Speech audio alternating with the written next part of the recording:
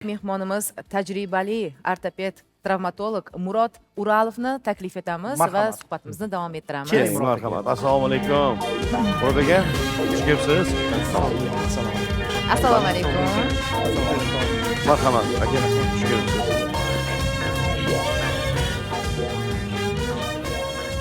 Pam pam pam. Xush kelibsiz Murod aka.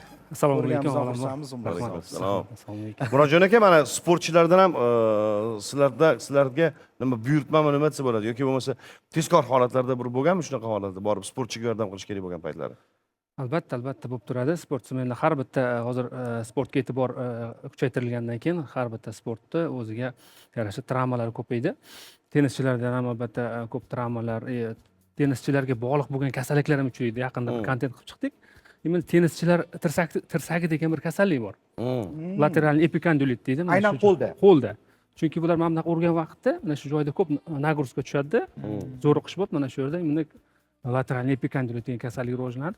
Albatta har bitta sportda o'ziga yarasha mana uchraydigan, ko'proq uchraydigan kasalliklar bor. Albatta bizga ko'p chaqiruvlar bo'lib turadi yoki bizga olib kelishadi, yordam ko'rsatamiz. Shunaqa holatlar Bugun aynan tizza va tirsak bo'g'im kasalliklari haqida gaplashsak-da va qaysi sport bilan shug'ullangan foydaliroq? Ma'murjon, dardingiz bo'linsin, gapingiz bo'ldimi uzr. Albatta Shu savolni Ma'murjon berdi deb o'ylang. Shunday. tirsak va tizza bo'g'imidagi kasalliklar ko'proq albatta sport bilan bog'liq bo'lgan kasalliklar to'g'risida aytib o'tish mumkin. Albatta tirsak bo'g'imida aytgandek lateral epikondilit mana shu joylarda mushaklarning shamollashi, mushaklardagi zo'riqishlar hisobiga kelib chiqadigan kasalliklar. Bu yerda bursit kasalliklari, ya'ni bu yerda bursalar bor, o'sha joylarga ma'lum bir suyuqlarning yig'ilib qolishi natijasida ko'p kasalliklar uchraydi. Va tizza bo'g'im bilan bog'liq bo'lgan kasalliklar ayniqsa hozir birinchi o'ringa chiqdi. Sababi sportga e'tibor katta, futbol, mana o'zimizdan jamoamizdan jahon chempionatiga chiqdi. Tizza bilan bog'liq ko'p travmalar futbolistlarda ko'proq uchrasa, tirsak bilan bog'liq bo'lgan kasalliklar aynan tennischilarda ko'proq uchraydi. Albatta har bitta sportda o'ziga yarasha foyda taraflari bor. Uni men tavsiya qilaman har doim. Har bitta inson 30 yoshdan oshganda albatta sport bilan shug'ullanishi kerak. Sababi organizmda mushak, biriktirish to'qima, yog'lar bor. Agar inson 30 yoshdan oshgandan keyin sport bilan muntazam ravishda shug'ullanmasa, o'sha mushaklar massasi kamayib, o'rniga yog'lar massasi oshadi. 30 dan keyin. Buni nomi sarkopeniya deydi, sarkopeniya. Ya'niki o'sha mushaklarning massasi kamaygandan keyin odamda o'z-o'zidan kuchsizlik, qarilik prosesi boshlanadi. Shuning uchun albatta har bitta odam 30 yoshdan oshgandan keyin muntazam ravishda ma'lum bir sport bilan shug'ullanish kerak. Ya'ni sog'lig'ini ustida ishlash kerak.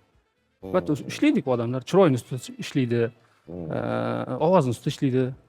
Shunaqa o'xshab 30 yoshdan oshgandan keyin albatta odam, har bitta odam o'zini sog'lig'i ustida ishlash kerak. Tem bo'lib hozirgi kunda albatta har xil sog'liqqa ta'sir qiladigan omillar ko'payib ketdi. Ya'niki oziq-ovqatlarda ko'ramiz ekologik buzilishlar, havoni isishi, sovishi, mana shunaqa narsalar sog'liqqa juda ham salbiy ta'sir qiladigan omillar ko'paydi. O'shaning uchun 30 yoshdan oshgandan keyin albatta biz tavsiya qilamizki, ma'lum bir sport bilan muntazam ravishda shug'ullanish. Oziq-ovqatlar haqida to'g'ri Albatta. gapirdilar. Murod aka, misol uchun mana 30 yoshdan keyin deyapsiz-da, lekin ayrim hollarda shunaqangi bo'lganki, yosh bolalarni kechi deb qo'lidan tortganni o'zida qo'li tirsagi chiqib qolgan yoki bo'lmasam o'zi qandaydir bir noqulay harakat qilganda, yengil harakat qilganda ham chiqib qolgan. O'sha farzandlarimizni suyaklari mustahkam bo'lish uchun 30 yoshgacha borgungacha ham ular mo'rtlashmasligi uchun nimalar iste'mol qilish kerak? Uy sharoitida. Albatta juda ham haqlisiz. O'sha to'g'ri savol berdingiz. Bizda ham ko'p murojaat bo'ladi o'sha qo'lda chiqish bilan. Albatta bilak suyagi pronatsion chiqishi deydi. O'sha qo'lda ko'tarib ushlaganda chiqib ketadi. O'ynatmoqchi bo'lganda ota-onalar chiqib ketadi. Albatta bu o'sha suyak tayanch harakat tizimini nimjonligidan dalolat beradi. Albatta har bitta inson o'sha sog'lom turmush tarziga amal qilish kerak. Ya'niki to'g'ri ovqatlanish, to'g'ri yashash tarzini to'g'ri yo'lga qo'ysa, o'sha muammolar kamayadi. Albatta har bitta men aytmoqchi emasmanki, ya'ni 30 yoshdan keyin shug'ullansin deb. Albatta tug'ilgandan keyin har bitta bolani o'sha qiziqishiga qarab, sharoitiga qarab, ortopedga ko'rinib, ma'lum bir sport bilan shug'ullanishga tavsiya qilish kerak. Sog' bo'ling. Murod aka, Sport yaxshi-da o'zi. bitta savol sizga. Har bir sport turi bilan, ya'ni shug'ullanayotgan sportsmenlarimiz baribir jarohat bilan kelishi mumkin yoningizga. Albatta. Qaysi biri kelmagan? qaysi sport turi bilan shug'ullangani kelmagan yonimga. To'g'risini aytaman, shaxmat shashka bilan o'ynaydiganlar kelmagan. Ularda deyarli travma bo'lmaydi. Endi ular hech barmog'i travma olmaydi-yu. Ha, Shunaqa. hop, trenerlar ham kelmaganmi? Trenerlar keladi, albatta. Kelib turadi, ular ham. Kelib turadi. Ular Albatta, ham bo'lishi noto'g'ri mumkin. trenerlik qilsa, Shunaqa. sudyu biz davom ettiramiz, hurmatli tomoshabinlar. Xo'sh, navbatni nimaga beramiz endi? Bizda hozir reklama. Reklama, shunday bir marhamat. Eng zo'r joyga kelib.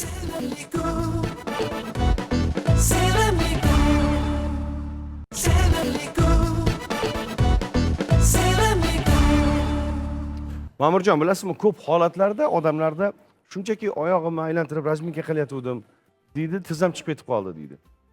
Yoki yurib ketayotgandim deydi, kimdir chaqirib qoladi, orqaga bundoq qarayman deb oyog'im qayrilib ketdi, shundan keyin tizzam chiqib ketib qoldi. Tizza uchun eng foydali narsa nima? Misol uchun shunaqa chiqib ketmasligi uchun. Albatta, bunaqa chiqishlar shunaqa uchrab turadi. Tizza qopqog'ini chiqishi bu yerda tizza bo'g'imi chiqmaydi-yu, tizza qopqog'i tizza ustida joylashgan nadkolenik deymiz. Ruschasiga o'sha tizza qopqog'i yon tarafga chiqish holatlari bo'ladi. Va albatta, ma'lum bir odamlarda, ya'ni tizza bo'g'imini ushlab turadigan boylamlarini nimjonligi holati kuzatilsa, o'sha insonlarda uchraydi. Albatta, unaqa holat uchramaslik uchun har bitta inson gimnastika, tizza gimnastikasi mavjud. Oddiy gimnastika ko'p insonlarga tavsiya qilamiz. O'tirgan joyda tanadan yoki oyoq yerga tegmagan holatda mana shu oyoqni mana shu holatda ishlatib o'tirish. Oddiy, Oddiy mana shu shaltay boltay deydi. Mana shu oddiy holatda mana shunda. Shaltay boltay. 100 ta mana shunaqa oyoqni harakat qildirib tursa, 100 marta, ikkalasi bir vaqtda. Mushaklar lekin ishlar ekan. Mushaklar ishlab, mana shu oyoqni qo'ylash yaxshi bo'lib, artrozni profilaktikasi. Oyoq og'riqni profilaktikasi. Endi tushundim. Oddiy narsa, oddiy mashqlar. Holatlarda bolalarimiz mana shunaqa o'tirganini ko'ramizda, bolajonlarimiz. Ota-onalar bunaqa qilib, oyog'ingni o'ynatma deydi. Unga xalaqit qilmaydi. Sport bilan shug'ullanyapti. Ha, u tizza qopqog'i chiqib ketmasligi Uni uchun foydasi harakat bor qiladi. ekan, demak. Albatta. O'tirib turishlar, Muntazam. qanaqadir masofadagi yuklar olib o'tirib turishlar, bu ham foyda beradi. Albatta, foyda beradi. Har doim aytamizki, insonlarga, hatto yugurishga qiynaladi ko'pchilik inson, birdan yugurishga. Shunday holatlarda aytamiz, piyoda yurish. Piyoda yurish. Piyoda yurish juda ham foydali sport turiga kiradi. Ko'pchilik e'tibor qilmasligi mumkin, lekin piyoda yurish yugurishdan ko'ra foydaliroq. Bu Ha, aniq shunaqa ekan faktlar lekin. bilan keltirilgan adabiyotlardan o'qiganman o'zim. Piyoda yurish, agar inson bitta inson bir kunda 10 kilometr piyoda yursa, infarkt, insult riski xavfi 10 marta kamayar ekan. Oho. Mana sog'liqqa Aqlab dedingizmi? infarkt va insult riski 10 marta kamayar ekan xavfi. Ya'niki piyoda yurishda. Aql ham albatta Albatta, aql intellekt ham. oshadi. O'sadi. O'sadi, ha, O'sadi. chunki zo'r fikrlar keladi, toza fikrlar keladi sizga. Endi suyak uchun mahsulotlar haqida ham boya aytib o'tdingiz. Eng foydali bo'lgan mana shu mahsulotlarning ichida eng qiroli hisoblangan suyak uchun eng foydali mahsulotni ayting va eng zararni ham. Da. Birinchi zarardan boshlaylik. Marhamat. Albatta, zararli narsalar har doim suyak uchun eng katta zararli narsa hozir energetik ichimliklar. Energetik ichimliklar, gazlangan rangli ichimliklar, Fanta, Cola deymiz. Shunaqa gazli ichimliklar juda ham ziyoni bor. Biz amaliyotda ko'rganmiz, bir bolani yosh yigit, 20 yosh bola kelgan, qo'li sinib, kaft suyagi singan. 1,5 oy gipsda yurgan. Bitish yo'q. Bitmagan suyagi. Keyin bilsa, har kuni energetik kola shunaqasi rangli ichimliklar ichib yurar ekan. Shunda keyin o'shani taqiqladik. 1 oydan keyin bitib ketdi suyagi. U energetik o'sha kapillyar to'qishiga xalaqit beradimi? Shu suyakni endi bir regeneratsiya, organizmni regeneratsiya prosesiga salbiy ta'sir qiladi, sekinlashtiradi. O'shaning uchun Buni ham guvohi bo'lganman, haqiqatan ham. shuning uchun Tizzani eng bo'yicha. zararli narsalar aytamizki, o'sha gazlangan ichimliklar, spirtli ichimliklar, chekish, demak, tamaki mahsulotini chekishlar albatta salbiy ta'sir qiladi. Foydali narsalarga kelsak, albatta kalsiyga boy mahsulotlar, sutli mahsulotlar, ya'ni sutli mahsulotlarni ko'proq tavsiya qilamiz. Tvorog juda ham to'g'ri. Keyin xolodez mahsulotlar suyaklarni juda bitishga yordam beradi. Illiklardan tayyorlangan maxsus illik sho'rvalar, sabzavotlar, mevalar, sabzavotlar albatta juda ham yaxshi ta'sir qiladi. Keyin biz xalqimizda bor, ko'proq o'sha imonni bu ko'proq iste'mol qilishadi suyak sinishlarida. Mumyo. Mumyo juda ham foydasi yaxshi. Zo'r narsalar to'g'risi. Iftorga qancha qoldi? Biz ham endi qorni ochgan odamdek. Yo'q, bugun juda ham yaxshi suhbat bo'lyapti, zo'r fikrlar bo'lyapti. Men o'ylaymanki, bizni tomosha qilayotgan odamlar ham bilib olishdi, foydali nima mahsulotlarni iste'mol qilgan ma'qul. Sportni qaysi turi eng foydaligi, eng yaxshisi? Joningiz omon bo'lsin aka. Kelganingizdan boshimiz osmonga yetdi.